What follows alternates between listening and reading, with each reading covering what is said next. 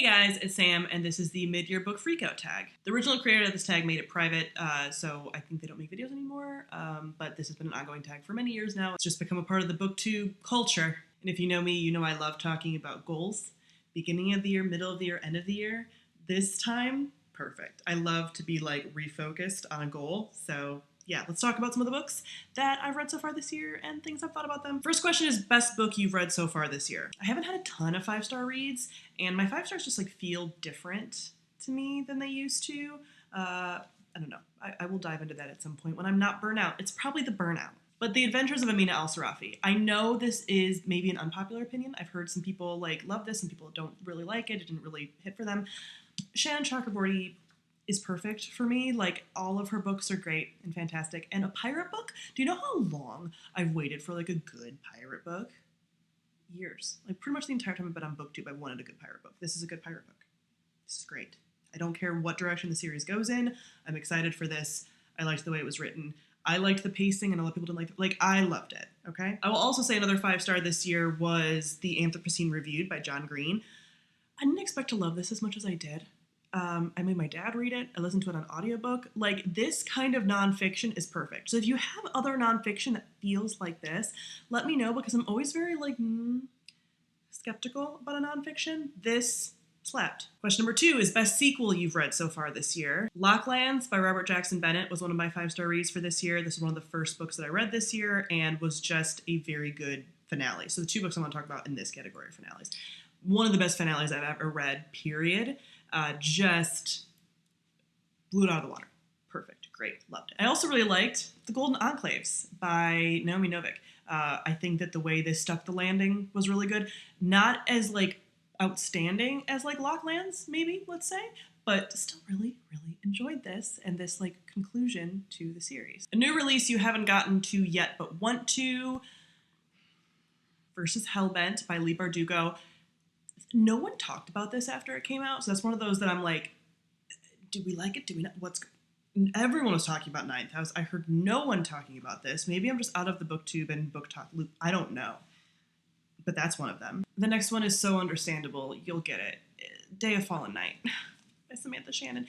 It's so large. Like, why? I want to read it. I haven't. This is an arc. This is an arc that I got. I know I'm going to love it. I loved the first book. Oh my god, it's so big. How many pages? Over it. Oh god. It'll be fine. I'll get to it. Oh man. Most anticipated book release for the second half of the year, A Study in Drowning by Ava Reid. Nothing tops this for me. A lot of books did get pushed back to 2024, to be fair, so there would be more on here if it wasn't for that. This is so exciting. Tally is making a bed right now out of a blanket, which is why you're hearing her snuffling. I shamed her, now she sat down. A Study in Drowning. Ava Reid is one of my top probably 3 favorite authors these days. They don't miss. And this is going to be like a dark gothic fairy tale. Oh, the way Ava Reid does gothic, I can't. I'm so excited. This is going to be so good. I have no doubts it's going to be so good. Number 5 is biggest disappointment so far this year. I would say 2 that were like, neither one was bad. It just wasn't as good as I thought it was going to be. First is Annihilation by Jeff Vandermeer. I was going to read the full Southern Reach trilogy and just lost interest in the second book, but this first book was like fine. I actually want to watch the movie because I think the movie's going to be more aligned with what I want. Like, it didn't have quite the sense of dread that I wanted it to. Like, yes, there was a little bit of this like creepiness, but I felt very distant from the story in a way that I wasn't expecting because I read Born, which is one of his other books, and that one I felt so close. Like, that was much more of like a close-knit like character study. This was so distant, and they're 2 different themes, right?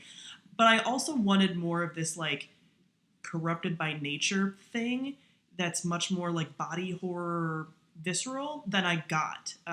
So again, that might have just been because of like movie expectations. I haven't seen the movie, but I've seen like trailers and stuff. And the movie isn't even a direct adaptation of the book.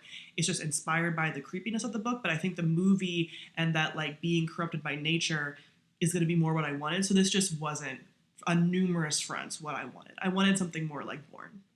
I love Born. Born is one of my favorite books of all time. I should get a tattoo for Born, honestly, but I don't know what I'd get because that book is fucking weird. Ooh, maybe like the astronaut helmet surrounded by woodsy stuff. I really want another tattoo. That's why I'm I'm struggling. And next was The Sword of Kigen by M.L. Wang. This, again, wasn't bad. I just expected to be, like, blown out of the water by it, and I just wasn't. Like, it was just fine. I think it needed some, like, editing. I had a hard time with, like, feeling sort of connected to the characters. I felt like kind of an arm's length from them. So a lot of people, like, I had never heard a bad thing about this book. Everyone was like, it's my favorite book I've ever read. It just wasn't as good for me. It was still like a solid 3.5, maybe even 3.75, but just I expected a 5-star for this. Biggest surprise was Nevermore, The Trials of Morrigan Crow by Jessica Townsend. This is a little middle grade story that we read for book club because every month people, book club members are picking the books and stuff for House Salt Book Club. So this was picked by, I think, Jordan, and good job, Jordan. This was fun, delightful, because it was like, she's like a spooky little kid, and it's like a whimsical little world. It was just fun. It's definitely a middle grade series that I could continue, because I just feel like you can dip in and out of it like really easy. So this was solid. Favorite new author, either new to me or a debut. First is ML Rio. I just am intrigued by other things that they will do, although since this is sort of in this like literary fiction E category, I'm not sure if I would read anything else by them, honestly. But they did this so well that if they just like stick in dark academia, I will continue to read stuff by them. The author that I think I'll actually follow a bit more is Sarah Ellarifi. This was a debut that I think was so good, and that with time and experience and like writing experience, like they will improve so much more. Like I just think they're like someone to watch as far as an author. So looking forward to the second book in this, which I think is already out. I just need to get to. But yeah, I have high hopes for them as an author for sure. Number 8 is Newest Fictional Crush. And y'all, I don't get crushes anymore. Like on people, I get crushes on people a little bit, but like not in the way that I used to. Maybe this is growing up. I don't know. I don't get fictional crushes really. I'm not reading a lot of like heavy romance. A lot of the books that I'm reading are very, very Latin romance these days. So yeah, I don't know. There's just like, there's no one in the lineup that I'm just like, oh, swoon.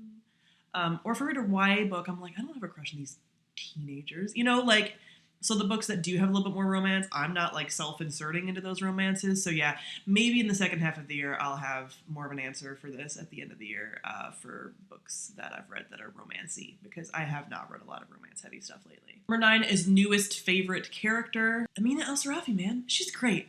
She's a murder mommy. She's a pirate. She makes bad decisions, but also good decisions. She fell in love with a hot demon. Like, Queen behavior. Number 10 is a book that made you cry. I don't remember any books that made me cry this year. Maybe If We Were Villains. Maybe. But I don't think so. I tend to actually cry more at romance books. I think it's the emotional vulnerability that gets to me. Don't worry, I'm talking about it with my therapist. But yeah, I don't tend to cry a lot at any books, especially like fantasy books and stuff. So maybe this got me. I don't know. Next is books that made you happy. Kaiju Preservation Society by John Scalzi. I don't think this should be winning awards like it's winning, just because of like the scope. I don't know. I guess I'm really bratty and elitist or whatever, because I just picture award-winning books to just be like grander in scope personally. But this is fun. This was like a solid 3 or 4 stars. Just like a guy goes to an alternate dimension where there are kaiju, which are like Godzilla type creatures, right? It's technically kind of low stakes. It's just fun. It was fun, and it did what it needed to do, and he wrote it like during the peak of the pandemic, so it makes sense that he was trying to find like something escapist. Like, I think this did what it needed to do. The other book is like such a duh, but Legends and Lattes, man, by Travis Baldree. It's a coffee shop building sim, basically. I love a cozy game. I love a farm sim, a life sim. That's what this is. I am playing Coffee Time right now, as an aside, on my Switch. A little too slow for me. A little too slow, but this delightful. I think I will read Bookshops and Bone Dust, which is the prequel. I think my love of this was dampened slightly when we talked about it at book club, and some people didn't like it as much, which is fine. People are allowed to have opinions. I just thought this was lovely. So yeah, it reminded me that I needed to read more cozy books. It reminded me of my feelings when I used to read Redwall as a kid, which I've picked up a few Redwall books recently. This resonated with me. Number 12 is a beautiful book that you acquired this year. So many book covers are knocking it out of the park lately that this is no longer like a super easy question, but I think A Spear Cuts Through Water has been my favorite that I've looked at on my shelf lately. Like, look at how beautiful that is. And I've heard it's great. It might be nominated for some awards this year, so I might get to this sooner rather than later. Number 13 is books you need to read before the end of the year. I already did a whole video on that, talking about my end of the year reading goals. So I'll link that on the screen if you want to watch that more in-depth video about all the things that I want to get done before the end of the year reading-wise. So that is it for my mid-year book freakout tag. Comment below. Let me know some of your answers to these questions. Thank you all for watching, and I'll see you guys soon. Bye.